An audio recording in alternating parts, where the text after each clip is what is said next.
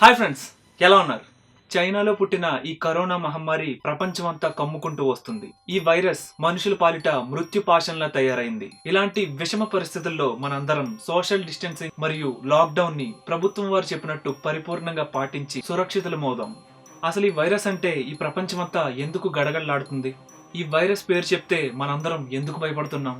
Answer ఒక్కటే, అది మనుషుల ప్రాణాలు తీసే మహమ్మారి.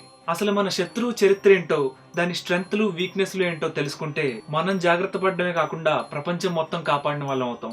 అసలు ఈ వైరస్ చరిత్ర ఏంటి? వాటి నుంచి మనల్ని కాపాడే వ్యాక్సిన్లు ఎలా పనిచేస్తాయి? ప్రస్తుతం వ్యాక్సిన్లు తయారు చేయడానికి అవలంబిస్తున్న కొత్త టెక్నాలజీలు ఏంటి?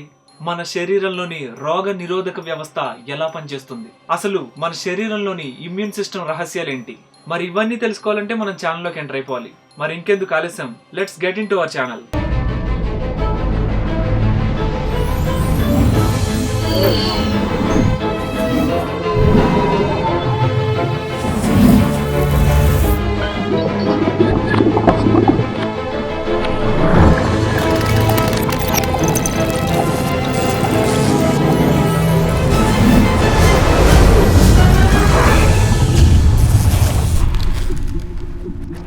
మన శరీరంలో ఎన్నో బిలియన్ల సెల్స్ అనుక్షణం పనిచేస్తూ ఉంటాయి. మన శరీరాన్ని ఈ పరిసరాల నుండి వచ్చే అనేక రకాల బ్యాక్టీరియాలు, వైరస్లు, విష పదార్థాల నుంచి రక్షించడానికి మన శరీరంలో సహజంగానే వ్యాధి నిరోధక శక్తి ఉంటుంది. దాన్ని ఇమ్యూన్ సిస్టమ్ అంటారు. మన రక్తంలో వైట్ బ్లడ్ సెల్స్ లో B cells and T cells అని ఉంటాయి. వీటిని టీ లింపోసైట్స్ మరియు బి లింపోసైట్స్ అని కూడా అంటారు. మన శరీరాన్ని నిరంతరం కాపలా కాసి రక్షించే సైనికులు లాంటివి సెల్స్. బి సెల్స్ మన శరీరంలోని ఎముక మధ్య నుండి అంటే బోన్ మ్యారో నుండి తయారవుతాయి. టీ సెల్స్ మన శరీరంలోని గొంతు దిగువన బ్రెస్ట్ బోన్ వెనుక ఉండే థైమస్ గ్రంథి నుండి తయారవుతాయి. ఓకే, మన శరీర రక్షణ వ్యవస్థలో ముఖ్య పాత్ర పోషించే ఈ బి సెల్స్, టీ సెల్స్ మన శరీరంలో బిలియన్ల కొద్దీ ఉంటాయి. ఇవి మన రక్తంలోనే తిరుగుతూ మనల్ని అనేక రకమైనటువంటి ప్యాథోజెన్స్ నుంచి, యాంటీజెన్స్ నుంచి కాపాడుతుంటాయి. ఏ వైద్యుని సహాయం లేకుండా మనకొచ్చే దగ్గు, జలుబు, జ్వరం వాటంతటా అవే కొన్ని రోజుల్లో తగ్గిపోవడానికి ఇవే కారణం. అసలు ఈ సెల్స్ ఏం చేస్తుంటాయి? వాటి ప్లానింగ్ అండ్ యాక్షన్ ఎలా ఉంటుంది? మన శరీరంలోని రక్తంలో ఏవైనా యాంటీజెన్స్ అంటే విష పదార్థాలు కానీ, వైరస్లు కానీ, బ్యాక్టీరియాలు కానీ ఎంటర్ అవ్వగానే వాటితో ఈ బి సెల్స్ ఒక సెక్యూరిటీ చెకప్ ఆఫీసర్ లాగా ఇంటరాక్ట్ అవుతాయి. వాటి ఉపరితలం మీద యాంటీజెన్స్ అతుక్కోగానే వెంటనే వాటి మీద ఏదో ఒక స్కాన్ చేసినట్టుగా వాటి డీటెయిల్స్ ని తీసుకుంటాయి. మన బి సెల్స్ ఆ తీసుకున్న డీటెయిల్స్ ని తమలో ఉంచుకుని వెంటనే ఆ బి సెల్స్ తమను తాము కాపీలుగా మార్చుకుంటాయి. అంటే వాటిని అవే క్లోన్ చేసుకుంటాయి అన్నమాట. ఈ డివైడ్ అయిన కొత్త బి సెల్ కాపీస్ మెచ్యూర్ అయి ప్రేరణ పొంది ప్లాస్మా సెల్స్ గా మారతాయి. ఇవి లక్షలుగా millions and millions of antibodies ని మన శరీరంలో ప్రొడ్యూస్ చేస్తాయి. ఇంకేముంది, హీరోలు ఎంటర్ అయిపోయారు. ఇక్కడే అసలు కథ మొదలవుతుంది. మన శరీరంలో ప్రవేశించిన వైరస్ ఒక ప్రత్యేకమైన నిర్మాణం కలిగి ఉంటుంది. వాటిలో ఆర్ఎన్ఏ గాని, డిఎన్ఏ మెటీరియల్ గాని ఉంటుంది. అదే దాని జీనోమ్. వాటి ఉపరితలం అంతా ఫ్యాట్ తో కప్పబడి ఉంటుంది. ఆ ఉపరితలం పైన హిమాగ్లూటినిన్, ఈస్టరేజ్ డైమర్ మరియు గ్లైకోప్రోటీన్లతో తయారైన కొమ్ముల్లాంటి వై షేప్ గాని మరియు ఇతర షేపుల్లో గాని పొడుచుకొచ్చిన ఆకారాలు ఉంటాయి. చాలా వైరస్లు అస్సలు ఒక్కదానికొకటి సంబంధం లేకుండా అనేక జంతు జాతులు ఏ విధంగా అయితే ఉన్నాయో అలానే అనేక వైరస్ జాతులు కూడా ఉన్నాయి. ఇది ఎబోలా వైరస్, మెలికలు పడిన వానపాము ఆకారంలో ఉంటుంది. ఇది కరోనా వైరస్, స్పెరికల్ ఆకారంలో ఉంటుంది. ఇలా స్పెరికల్ షేప్లోను, హెలికల్ స్ట్రక్చర్లోను, క్యాప్సిడ్ షేప్లోను, ఇకోసహెడ్రల్ షేప్లోను, రకరకాల షేప్స్లోను మిలియన్ల కొద్ది వైరస్లు ఈ ప్రపంచంలో ఉన్నాయి. వీటిలో కనీసం 3,20,000 వైరస్లు మనకు హాని కలిగిస్తాయి. వీటన్నిటిలో కామన్ గా ఉండే ఒక విషయం, ఏ వైరస్ అయినా తన జీనోమ్ అంటే జన్యు పదార్థాన్ని అది ఇన్ఫెక్ట్ చేసిన హోస్ట్ సెల్స్ లోకి పంపించి తన సంతానాన్ని వృద్ధి చేసుకోవడానికి చూస్తుంది. లక్షలుగా వ్యాపించడానికి ట్రై చేస్తుంది. ఇంకో కామన్ విషయం ఏంటంటే వీటి శరీరంపై ప్రోటీన్ స్పైక్స్ ఉంటాయి. ఇవి మన హ్యూమన్ సెల్స్ ఉపరితలం పైన ఉన్న రిసెప్టార్స్ కి అటాచ్ అవుతాయి.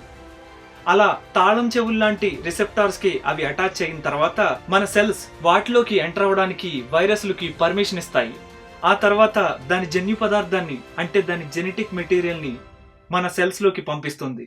ఇక మన సెల్స్ మన జన్యువుని కాకుండా ఈ వైరస్ తాలూకు పిల్లల కాపీస్ ని తయారు చేసే బానిసల్లాగా మారిపోతాయి. అలా ఆ వైరస్ తాలూకు కాపీస్ అన్ని తయారయ్యాక మన సెల్స్ ని పగలగొట్టుకుని చీల్చుకుంటూ అవి బయటకు వచ్చేస్తాయి. ఈ క్రొత్తగా వచ్చిన వైరస్లు మన శరీరంలో మరిన్ని సెల్స్ మీద దాడి చేస్తాయి. ఇప్పుడు వీటిని ఎదుర్కోవడానికి మన బి సెల్స్ ప్రొడ్యూస్ చేసిన కోటాను కోట్ల యాంటీబాడీస్ సైనికులు వదిలిన బుల్లెట్ల చిన్న సైజు సైనికుల్లా ఎదురుదాడికి దిగుతాయి. ఆ వైరస్ పైన ఉన్న ప్రోటీన్ కొమ్ములకు స్పెసిఫిక్ గా వెళ్లి మరీ అటాచ్ అయి దాని పై పొరను చీల్చేస్తాయి. దాంతో అవి మన సెల్స్ పై ఉన్న రిసెప్టార్స్ కి అటాచ్ అవ్వలేక చనిపోతాయి. అందుకే మనిషి ఇమ్యూన్ సిస్టమ్ బలంగా ఉన్నంత వరకు ఏ వైరస్ మన మీద విజయం సాధించలేదు. కానీ మనిషి ఇమ్యూన్ సిస్టమ్ కి సవాలు విసిరే అనేక మొండి ఘటాల వైరస్లు కూడా ఈ ప్రపంచంలో ఉన్నాయి. కొన్నిసార్లు ఈ యాంటీబాడీస్ వైరస్ల పైన యాంటీజెన్ మాలిక్యూల్స్ మీద అతుక్కుపోయి వాటిని కదలకుండా చేస్తాయి. అప్పుడు మన శరీరంలో ఉన్న మైక్రోబ్ కిల్లింగ్ స్కావెంజర్ సెల్స్ అయిన ఫాగోసైటిక్ సెల్స్ ని ఆకర్షిస్తాయి. ఆ ఫాగోసైటిక్ సెల్స్ వచ్చి ఈ మన శరీరానికి హాని కలిగించే బ్యాక్టీరియాలను గాని వైరస్లను గాని యాంటీజెన్స్ గాని తినేస్తాయి. మరోపక్క డెండ్రైటిక్ సెల్స్ అనే సెల్స్ బయట నుండి మన శరీరంలోకి వచ్చిన వైరస్లను బ్యాక్టీరియాలను మొదలైన విష పదార్థాలను గుర్తించి వాటి సమాచారాన్ని మన శరీరంలో రోగ నిరోధ వ్యవస్థకు సంబంధించిన టీ సెల్స్ కు చేరవేస్తుంది. తద్వారా టీ సెల్స్ యాక్టివేట్ అయ్యి రకరకాల రూపాలు పొందుతుంది, వైరస్లను అంతం చేస్తుంది. ఇక ఈ ప్రాసెస్ లో మన బాడీలో రిలీజ్ అయిన యాంటీబాడీస్ మన రక్తంలో అనేక నెలల పాటు సంవత్సరాల పాటు మిగిలిపోయి కాపలా కాస్తూ తిరుగుతూ ఉంటాయి, మళ్ళీ ఆ వైరస్లు వస్తే చంపేయడానికి. మనకి తెలియకుండానే మన శరీరం ఈ క్రిములతో ఒక పెద్ద యుద్ధమే చేస్తుంది. ఈ వైరస్లు బ్యాక్టీరియాలని చంపే ప్రాసెస్ లో మన శరీరం బ్లడ్ స్ట్రీమ్ లోకి పైరోజన్ అనే కెమికల్ ని రిలీజ్ చేస్తుంది. ఈ కెమికల్ కారణంగా శరీరం వేడెక్కుతూ వెళుతుంది. ఎందుకంటే ఉష్ణోగ్రత కారణంగా మన శరీరంలోకి వచ్చిన వైరస్లు బ్యాక్టీరియాలు చనిపోయే అవకాశం ఉంది. అందువల్ల మన శరీరం ఈ విధంగా చేస్తుంది.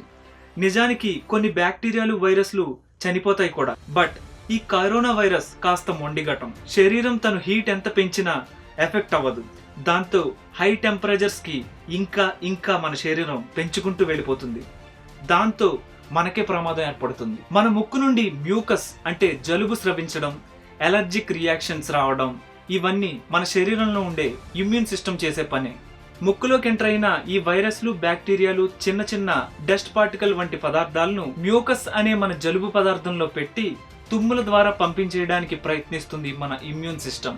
ముఖ్యంగా మనం ఈ వైరస్ల నుండి మనల్ని మనం రక్షించుకోవడానికి మన ఆహారంలో సిట్రస్ ఫ్రూట్స్ ని అంటే ద్రాక్ష, నారింజ, నిమ్మకాయలు వంటి పళ్లను, రెడ్ బెల్ పెప్పర్స్ ని అంటే ఎర్ర క్యాప్సికమ్స్ ని, వెల్లుల్లిపాయల్ని, అల్లాన్ని, ఆకు రసాల్ని, పెరుగుని, బాదం పప్పుల్ని, తులసిని తీసుకోవాలి. పసుపుని నిత్యం మనం వండే వంటల్లో తప్పక వాడాలి. అయితే ఈ కోవిడ్-19 నోవల్ కరోనా వైరస్ కి వ్యాక్సిన్ ఎలా కనిపెడుతున్నారు? వ్యాక్సిన్ ని అసలు ఎలా తయారు చేస్తారు? అది ఎలా పనిచేస్తుంది? ఈ వ్యాధి నిరోధక వ్యవస్థ అంటే ఇమ్యూన్ సిస్టమ్ ఈ వైరస్లను బ్యాక్టీరియాలను ఎదుర్కొనేందుకు కనీసం వారం నుండి 2 వారాలు టైం పడుతుంది. ఈ ఇమ్యూనిటీ తన పని సక్రమంగా నెరవేర్చగలిగేది ఆరోగ్యంగా బాగా ఉన్న వ్యక్తుల శరీరంలోనూ, పోషక ఆహారం సరిగ్గా తీసుకునే వ్యక్తులు, జీవన శైలి బాగున్న వ్యక్తుల్లో మాత్రమే జరుగుతుంది. చాలా మంది ఇతర అనారోగ్యాలతో బాధపడుతున్న వారు, చెడు అలవాట్లతో ఉన్నవాళ్లు, మద్యం సిగరెట్ స్మోకింగ్ చేసేవారు, శ్వాస సంబంధమైన ఆస్తమా వంటి వ్యాధులతో బాధపడేవారు, ఇమ్యూన్ డిజార్డర్స్ తో ఉన్నవాళ్లు, ఇంకా వయసు మళ్లిన వారు ఈ వైరస్ల బారి నుండి తమను తాము రక్షించుకునే అవకాశాలు చాలా తక్కువగా ఉంటాయి. అందుకే ఈ కరోనా వైరస్ ని ఎదుర్కొనేందుకు ఆధునిక సైంటిస్టులు గుర్రపందెంలో గుర్రాల్లా వ్యాక్సిన్ కనుక్కునేందుకు పరుగులు పెడుతున్నారు. ఈ వ్యాక్సిన్ రేస్ లో అనేక కంపెనీలు పరిగెడుతున్నాయి. అసలు ఈ వ్యాక్సిన్ అంటే ఏంటి, ఎలా పనిచేస్తుందో చూద్దాం. యాజ్ ఏ బయోటెక్నాలజిస్ట్ గా ఈ విషయాలన్నీ మీ అందరికీ అర్థమయ్యేలా వివరించడానికి ప్రయత్నిస్తాను. ఇప్పటివరకు మీతో ఎవరు డిస్కస్ చేయని విషయాల్ని చెప్పబోతున్నాను, జాగ్రత్తగా వినండి. అన్ని వైరస్లు తమ జీనోమ్ ని హోస్ట్ సెల్స్ లోకి ప్రవేశింపజేసి తమ సంతానాన్ని అభివృద్ధి చేయడానికి ప్రయత్నిస్తాయి. ఈ ప్రక్రియ మన శరీరంలో చోటు చేసుకుంటే దాన్ని మనం సింపుల్ గా ఇన్ఫెక్షన్ అంటాం. మన శరీరంలో ఉన్న ఇమ్యూన్ సిస్టానికి ఈ వైరస్లు బలహీనంగా ఉన్నప్పుడు పట్టుబడితే మన శరీరం ఆ వైరస్ ని చంపడానికి కావాల్సిన యాంటీబాడీస్ ని తయారు చేసుకుంటుంది. వైరస్లు బలహీనంగా లేదా మృత దశలో ఉన్నప్పుడు మన శరీరానికి ఎటువంటి ప్రమాదం ఉండదు. సో మన దగ్గర యాంటీబాడీస్ అనే ఆయుధాలు తయారైపోతాయి. ఇక నిజమైన వైరస్లు వచ్చిన యుద్ధానికి సిద్ధంగా ఉంటాయి. అసలైన వైరస్లు దాడి చేసినప్పుడు వాటి కాళ్ళు కీళ్లు విరిచేసి తినేస్తాయి. వాటిని కదలకుండా దిగ్బంధనం చేసి బంధించేస్తాయి. సో మనకి ఎటువంటి ప్రమాదం కలగకుండా, అసలు వైరస్ మనలో ప్రవేశించిన లక్షణాలు కూడా లేకుండా మన రోగ నిరోధక వ్యవస్థ ఆ వైరస్లను సైలెంట్ గా మొట్టబెడుతుంది. మన పాలిట ఈ ఇమ్యూన్ సిస్టమ్ దేవుళ్లా కాచి కాపాడుతుంది. అయితే వైరస్ ని బలహీనపరిచి దాన్ని చాలా వీక్ గా చేసి గాని చంపేసి గాని దాని యొక్క చిన్న డోసులను మన శరీరంలోకి పంపించడాన్ని, తద్వారా ఇమ్యూన్ సిస్టమ్ ని అలర్ట్ చేయడాన్నే వ్యాక్సినేషన్ అంటారు. అలా dead attenuated or weak form లో ఉన్న వైరస్లను, బ్యాక్టీరియాలను తక్కువ మోతాదులో తయారు చేస్తే దాన్ని వ్యాక్సిన్ అని పిలుస్తారు. నిజానికి వ్యాక్సిన్ అంటే అదేదో మందు కాదు. అది చనిపోయిన లేదా నిర్వీర్యం చేయబడిన వైరస్లు కలిగిన లిక్విడ్. ఈ చనిపోయిన వైరస్లను లేదా నిర్వీర్యమైన వైరస్లను aluminium, MF59 squalene oil, thiomersal, gelatin, sorbitol, antibiotics, egg proteins, latex, formaldehyde, acidity regulators, emulsifiers వంటి కెమికల్ ఇంగ్రీడియంట్స్ తో కలిపి మనుషులకు ఇస్తారు. ఇది జనరల్ గా వ్యాక్సిన్ తయారు చేసే ప్రక్రియ. నిజానికి ఈ వ్యాక్సిన్ తయారు చేయడానికి తక్కువ సమయమే పట్టినా వాటి యొక్క జీనోమ్ ని స్టడీ చేయడానికి క్లినికల్ ట్రయల్స్ ద్వారా ముందు జంతువుల మీద, ఆ తర్వాత క్రమంగా వాలంటీర్లుగా వచ్చిన మనుషుల మీద ప్రయోగం చేసి 1కి 10 సార్లు ఎన్నో సంవత్సరాల పాటు పరీక్షించి గాని ఈ వ్యాక్సిన్ ని బయటకు రానివ్వరు. ఎందుకంటే వ్యాక్సిన్ తయారీ అనేది ఒక పెద్ద ప్రొడక్షన్ వ్యవస్థతో కూడుకున్న పని. ఎన్నో కోట్ల డోసేజ్లు ఉత్పత్తి చేయవలసి ఉంటుంది. ఈ ప్రక్రియలో భాగంగా చిన్న తప్పు జరిగినా సరే వ్యాక్సిన్ లో ఉన్న వీక్ వైరస్ పుంజుకొని వ్యాక్సిన్ తీసుకున్న వారికి ప్రాణాంతకం కావచ్చు, లేదా మరో అవుట్ బ్రేక్ కి దారి తీయవచ్చు. అందుకే వ్యాక్సిన్ ని ఎన్నో దశల్లో పరీక్షించి చాలా సేఫ్ అని నిర్ణయించుకున్న తర్వాతే అందుబాటులోకి తెస్తారు. ముఖ్యమైన విషయం ఏంటంటే ఈ వ్యాక్సిన్ తయారు చేయడానికి 4 రకాల టెక్నిక్లు వాడతారు. మొదటిది లైవ్ అటెన్యూయేటెడ్ వ్యాక్సిన్, రెండవది ఇన్యాక్టివేటెడ్ వ్యాక్సిన్, మూడవది సబ్ యూనిట్ వ్యాక్సిన్స్, నాలుగవది toxoid vaccines. Live attenuated vaccine ఇందులో బ్రతుకున్న వైరస్ ని అటెన్యూయేట్ చేసి వాడతారు. ఉదాహరణకి small pox, chicken pox, yellow fever virus వ్యాక్సిన్లు. రెండవది ఇన్యాక్టివేటెడ్ వ్యాక్సిన్స్. ఇందులో నిర్వీర్యం చేసిన వైరస్లను ఉపయోగిస్తారు.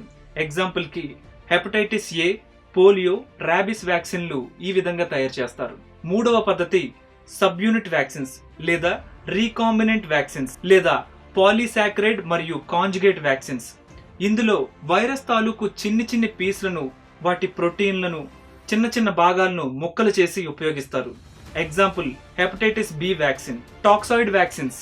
ఇందులో క్రిములు ఉత్పత్తి చేసే విష పదార్థాలను వ్యాక్సిన్ గా ఉపయోగిస్తారు. ఇందులో వైరస్లను, బ్యాక్టీరియాలను ఉపయోగించరు.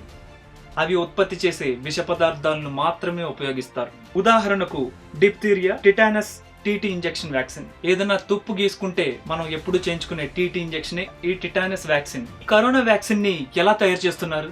ఇందులో ఏ టెక్నాలజీ ఉపయోగిస్తున్నారు? అసలు ఈ వ్యాక్సిన్ మానవాళికి ఎప్పటికి అందుతుంది? ఈ ప్రశ్నలకు సమాధానం మనం ముఖ్యంగా తెలుసుకోవాలి. ఈ ప్రపంచంలో అనేక మిలియన్ల వైరస్లు ఉన్నాయి. అన్నింట్లో జన్యు పదార్థం ఒకేలా ఉండదు.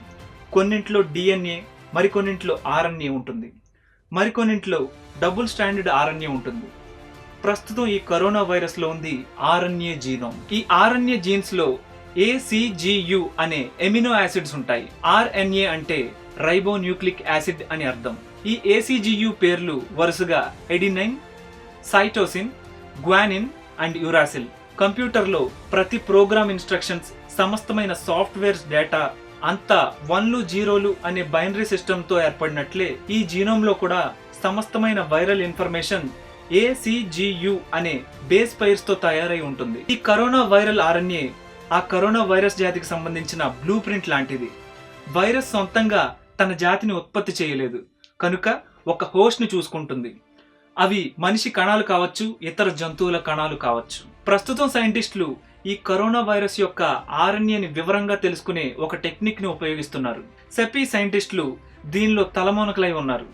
వైరస్ యొక్క RNA గుట్టు తెలుసుకుని mRNA వ్యాక్సిన్ ని తయారు చేయడానికి కొంతమంది సైంటిస్టుల బృందాలు పరిశోధనలు చేస్తున్నాయి. ఈ పద్ధతిలో mRNA వ్యాక్సిన్ ని అంటే మెసెంజర్ RNA వ్యాక్సిన్ ని నేరుగా మనిషి శరీరంలోకి ఇంజెక్షన్ చేస్తారు. దాని ద్వారా మన ఇమ్యూన్ సిస్టమ్ లో ఉన్న ఇమ్యూనోగ్లోబిన్లకి డైరెక్ట్ గా కరోనా వైరస్ కి సంబంధించిన సమాచారం అందుతుంది. దాంతో మన ఇమ్యూన్ సిస్టమ్ కరోనా వైరస్ కి యాంటీగా యాంటీబాడీస్ ని ఉత్పత్తి చేస్తుంది. ఈ ప్రక్రియలో మన ఇమ్యూన్ సిస్టమ్ కి డైరెక్ట్ గా మెసేజ్ పంపించినట్టుగా ఈ మెసెంజర్ RNA వైరస్ యొక్క సమాచారాన్ని చేరవేస్తుంది. దీని ద్వారా కరోనా వైరస్ వ్యాధి సోకకుండా ఎదుర్కోవచ్చు. జనవరి 10, 2020 సంవత్సరం ఇనోవియో అనే USA క్యాన్సర్ సిటీ మరియు పెన్సిల్వేనియాకు చెందిన కంపెనీ చైనా నుండి కరోనా వైరస్ యొక్క జెనెటిక్ సీక్వెన్స్ చైనా యొక్క అథారిటీస్ నుండి అతి కష్టం మీద తెప్పించుకుంది. అప్పటి నుండి వ్యాక్సిన్ మీద ఇనోవియో కంపెనీ పనిచేస్తుంది. కరోనా వైరస్ యొక్క జీనోమ్ మోడల్ ను ల్యాబొరేటరీలో కంప్యూటర్ ఆల్గోరిథం సహాయంతో డీకోడ్ చేశారు. ఈ వైరల్ సీక్వెన్స్ లను కేవలం 3 గంటల్లోనే డీకోడ్ చేయగలిగారు. ఈ విషయం Inovio research and development vice president అయిన కేట్ బ్రోడరిక్ అనే ఆమె వెల్లడించారు. అత్యాధునిక టెక్నాలజీ ఉపయోగించి దీన్ని వీరు సుసాధ్యం చేశారు. వరల్డ్ హెల్త్ ఆర్గనైజేషన్ ప్రకారం ప్రపంచవ్యాప్తంగా 60 మంది సైంటిస్టుల బృందాలు ఈ కరోనా వైరస్ యొక్క వ్యాక్సిన్ ని కనిపెట్టడానికి రకరకాల పద్ధతుల్లో ప్రయత్నాలు చేస్తున్నాయి. పాత సైంటిఫిక్ పద్ధతులు వాడి గనుక ఈ వ్యాక్సిన్ ని తయారు చేయాలి అంటే దానికి కనీసం 10 నుండి 15 సంవత్సరాల పైనే సమయం పడుతుంది. కరోనా వైరస్ యొక్క RNA అంత క్లిష్టతరంగా ఉంటుంది. కానీ ఆధునిక పద్ధతుల ద్వారా వ్యాక్సిన్ ని కొన్ని నెలల్లోనే తయారు చేయగలిగారు. వ్యాక్సిన్ తయారీ కంపెనీలైన సెనోఫీ, జాన్సన్ అండ్ జాన్సన్ ఈ తయారీ కోసం ప్రయత్నిస్తున్నారు. భారతదేశంలో Zydus, serum institute of India, Bharat Biotech, Indian immunological, biological ఈ కంపెనీలు వ్యాక్సిన్ తయారీలో ముందంజలో ఉన్నాయి. ఇక ఈ కరోనా వ్యాక్సిన్ తయారై అందరికీ అందుబాటులోకి రావడం ఎందుకు ఆలస్యమవుతుంది? భారత్ బయోటెక్ కృష్ణ ఎల్లా గారి కథనం ప్రకారం ప్రభుత్వం గనక సపోర్ట్ చేస్తే ప్రపంచంలో అందరికన్నా ముందే ఈ వ్యాక్సిన్ ప్రొడ్యూస్ చేయగలమని చెప్తున్నారు. జర్మన్ మరియు అమెరికన్ కంపెనీస్ తయారు చేస్తున్న mRNA వ్యాక్సిన్స్ స్టేబుల్ ప్రోడక్ట్స్ కాదు అని తెలియజేస్తున్నారు. mRNA వ్యాక్సిన్ తయారు చేయడానికి చాలా ఈజీ, కానీ దాని ఫార్మేషన్ చాలా కష్టం. మనుషుల మీద దీని ప్రయోగాలు పూర్తయి సాధారణ ప్రజలు కూడా వ్యాక్సిన్ వేయించుకుని స్టేబుల్ గా ఆరోగ్యంగా ఏళ్ల తరబడి ఉన్న నాడే ఇది నిజంగా విజయవంతమైనట్టు లెక్క. వ్యాక్సిన్ చేశాక మన ఇమ్యూన్ సిస్టమ్ ఎలా రెస్పాండ్ అవుతుందో గమనించి తగిన పరిశోధనలు చేసి ధృవీకరిస్తే తప్ప ఈ వ్యాక్సిన్ బయటకు రాదు. ప్రపంచ దేశాల వ్యాక్సిన్ తయారీలో భారతదేశం చాలా కీలక పాత్ర పోషిస్తుంది. అపారమైన మేధా వర్గాలతో పాటు మ్యానుఫ్యాక్చరింగ్ ప్రొడక్షన్ లో కూడా భారత్ ముఖ్య పాత్ర పోషిస్తుంది. ఇక ఆక్స్ఫర్డ్ యూనివర్సిటీ ఈ కరోనా వ్యాక్సిన్ తాలూకు క్లినికల్ ట్రయల్స్ జంతువుల మీద పూర్తయ్యాయని, అందులో సత్ఫలితాలు వచ్చాయని వెల్లడించింది. ఇక వాలంటీర్లుగా వచ్చిన మనుషుల మీద హ్యూమన్ ట్రయల్స్ ని కొనసాగించి అన్ని సక్రమంగా జరిగితే ఈ వ్యాక్సిన్ ని సెప్టెంబర్ 2020 కల్లా 1 మిలియన్ డోసులను ఉత్పత్తి చేస్తామని చెప్పింది. ఓకే, ఎంత లేదన్నా ఈ వ్యాక్సిన్ మనందరికీ అందుబాటులోకి రావడానికి 5 నెలల నుంచి 2 సంవత్సరాల సమయం పడుతుంది. కానీ 99% మనమెవ్వరం భయపడాల్సిన అవసరం లేదు. అందరం అప్రమత్తంగా ఉంటూ శానిటైజేషన్ అండ్ సోషల్ డిస్టెన్సింగ్ ని పాటిస్తూ దీన్ని చాలా వరకు అరికట్టవచ్చు. సరే, వ్యాక్సిన్ రావడానికి చాలా కాలం పడుతుంది, బానే ఉంది. కానీ వైరస్ బారిన పడిన రోగులు ఎలా బతికి పట్టగట్టాలి? ఈ వైరస్ బారిన పడ్డవారికి ఏదైనా మోడర్న్ పద్ధతుల ద్వారా వైద్యాన్ని అందిస్తున్నారా? ఎస్, తప్పకుండా. వీటి గురించి కూడా మీరు తప్పకుండా తెలుసుకోవాలి. కరోనా వ్యాధి నుంచి కోలుకున్న వారి రక్తంలో యాంటీబాడీస్ అలా మిగిలిపోయే ఉన్నాయి. అవి ఇంకా కొన్ని నెలల పాటు ఆ రక్తంలో అలానే ఉంటాయి. కోలుకున్న వ్యక్తి రక్తం నుంచి ప్లాజ్మాను వేరు చేసి దాన్ని ప్లాజ్మా థెరపీ ద్వారా కరోనా వైరస్ తో బాధపడుతున్న రోగులకు ఇచ్చారు. ఆశ్చర్యకరంగా వారి జ్వరం ఒక్క రోజులోనే అదుపులోకి వచ్చింది.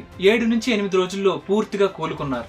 7 నుంచి 8 రోజుల్లో ఈ కరోనా మహమ్మారి నుండి నయమై రోగులు ప్రాణాలు దక్కించుకుని ఇంటికి వెళ్ళగలిగారు. ఇమ్యూన్ సిస్టమ్ వీక్ గా ఉన్నవారు, ముసలివారిలో సక్సెస్ రేట్ తక్కువగా ఉన్నా చాలా మంది ఈ ప్లాజ్మా థెరపీ ట్రీట్మెంట్ కి బాగా కోలుకుంటున్నారు. ICMR, Indian council of medical research, ఈ ప్లాజ్మా థెరపీకి అనుమతినిచ్చింది. కోలుకున్న వ్యక్తులు తాము తమ రక్తాన్ని వైద్యుల కోరిక మేరకు స్వచ్ఛందంగా ఇస్తే ఎందరో కరోనా బాధితులు కోలుకుని ప్రాణాలు నిలుపుకోగలుగుతారు. ప్రజలు చేయాల్సిందల్లా ఏ కాలనీకా కాలనీ, ఏ వీధికా వీధి అప్రమత్తంగా ఉండి ప్రభుత్వ నియమాలను పాటించడమే. కొత్తగా బయట నుండి వచ్చిన వస్తువులను శుభ్రం చేయడం, చేతులను శుభ్రంగా కడగడం, ATM నోట్స్ ను సైతం శుభ్రంగా కడుక్కోవడం, ఇంట్లో తయారు చేసిన ఆహారం తీసుకోవడం, ఇంట్లోనే లాక్డౌన్ లోనే ఉండడం, ఇవి ఇప్పుడు ప్రపంచంలో అందరికీ తెలిసిన పనులే. నిర్లక్ష్యం లేకుండా పాటించాలి. కొన్ని యూట్యూబ్ ఛానల్స్ లో వేడి నీళ్లు తాగితే గొంతులో వైరస్ చనిపోతుంది అని ప్రజలను తప్పుదారి పట్టిస్తున్నారు. అలా జరగదు, గుర్తుంచుకోండి. ఆల్రెడీ మనలోకి వైరస్ వస్తే వేడి నీళ్లు తాగినంత మాత్రాన అది చచ్చిపోదు. మనకి వాటర్ బయట నుండి వాటర్ క్యాన్స్ ద్వారా వస్తాయి కాబట్టి ఆ నీరుని 100 డిగ్రీల దగ్గర మరిగించి చల్లార్చి తీసుకోవాలి. తద్వారా ఆ వాటర్ లో ఉన్న వైరస్లు చనిపోతాయి. ఈ కరోనా వైరస్ చావాలంటే కనీసం 60 నుంచి 70 డిగ్రీల వేడి అవసరం. ఇక వోడ్కా తాగితే వైరస్ చనిపోతుంది అనుకోవడం మూర్ఖత్వం. వోడ్కాతో చేతులు శుభ్రం చేసుకున్న తాగిన వైరస్ చావదు. కరోనా వైరస్ షవర్ బాత్ చేయించుకున్నట్టు ఫీల్ అవుతుంది. సో శానిటైజర్స్ గానీ సాధారణ సోప్స్ గానీ వాడండి. పసుపు వేడి నీళ్ళలో వేసి దాని ఆవిర్లు పీలుస్తూ ఉండండి. ఇమ్యూన్ సిస్టమ్ ఇంప్రూవ్ అవుతుంది. అసలు ఈ వ్యాక్సిన్ల గురించి ఔషధాల గురించి మన ఋషులు ఏమని చెప్పారు, ఆయుర్వేదంలో ఏ విధమైన దారులు ఉన్నాయి, ఇలాంటి విషయాలు నా నెక్స్ట్ ఎపిసోడ్ లో డిస్కస్ చేసుకుందాం. ఫ్రెండ్స్, మీకు గనక నా ఛానల్ నచ్చితే ఖచ్చితంగా కింద ఉన్న రెడ్ కలర్ సబ్స్క్రైబ్ బటన్ ని ఒకసారి క్లిక్ చేయండి. ఇది పూర్తిగా ఫ్రీ అండి. ఈ ఒక్క విషయం వినండి. సబ్స్క్రైబ్ చేసుకున్నాక బెల్ ఐకాన్ నొక్కుతారు కదా, ఆ బెల్ ఐకాన్ ప్రెస్ చేసినప్పుడు ఆల్, పర్సనలైజ్డ్, నన్ అనే 3 ఆప్షన్లు వస్తాయి. అందులో ఆల్ ఆప్షన్ సెలెక్ట్ చేసుకోండి. నేను ఫ్యూచర్ లో ఏ వీడియో పెట్టినా మీకు నోటిఫికేషన్ వస్తుంది. ఫ్రెండ్స్, మళ్ళీ కలుద్దాం. అంతవరకు సెలవు. నమస్తే, బై బై.